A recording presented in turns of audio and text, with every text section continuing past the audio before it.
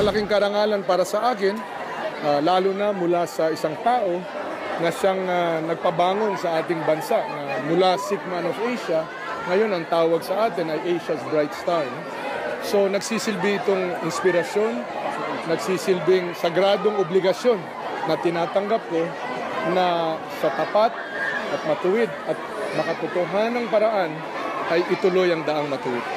Sir, pasensya na po, pero meron pong statement si Mayor Duterte yesterday na patanggapin niya daw po yung hamon ninyo na maglabas siya ng medical records basta daw po ipakita daw po, i-prove niyo daw po na circumcised na daw po kayo. Pasensya na po, sir.